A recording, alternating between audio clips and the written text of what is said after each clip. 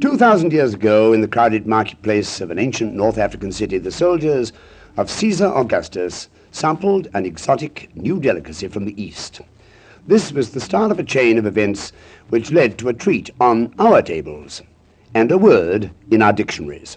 You'll hear more of that word on this edition of Word Detective, prepared as an educational service of this station in cooperation with the Underwood Corporation, for more than 60 years a leader in the field of typewriters and business machines. During the years when the sprawling Roman Empire fanned out to include most of North Africa, the Emperor Caesar Augustus signed an imperial edict which elevated a bustling Mediterranean seaport called Tanger to the status of a free city. We know this ancient Moorish metropolis as Tangier. In Caesar's time, it was a rich and cultured metropolis, an important stop on Arab trade routes from the Far East.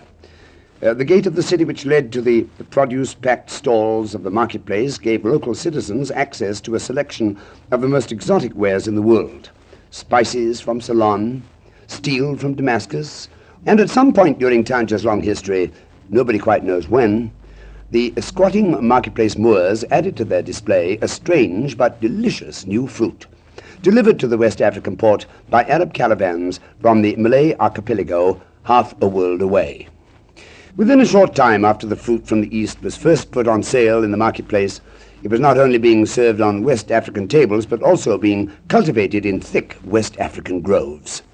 When Caesar's foreign-based GIs visited the Tangier marketplace, this same cycle started all over again. They came, they saw, they tasted, and conquered by the experience, started their own flourishing fruit groves back home in Italy. Tucked into the toe of a Christmas stocking or adding color to the fruit centerpiece of a Thanksgiving table, we're apt to think of the fruit now as being all-American. But when we add it to our shopping lists, we still refer to it as if we were ordering not from a neighborhood grocery store, but from the honey-scented stalls of a crowded North African marketplace. Maybe you know now the word which all this is leading up to. I'll type it out for you right now on my Underwood typewriter, the only typewriter with the golden touch. The word is tangerine, meaning literally a native of Tangier. This red-tinged member of the orange family, distinguished by its easily detached rind, actually originated somewhere in tropical Asia.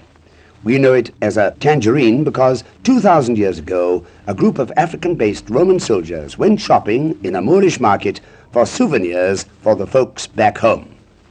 On tomorrow's edition of Word Detective, we're off to the races, in search of not just one word history, but a whole bundle of them. Now don't go away, I'll be back in a moment.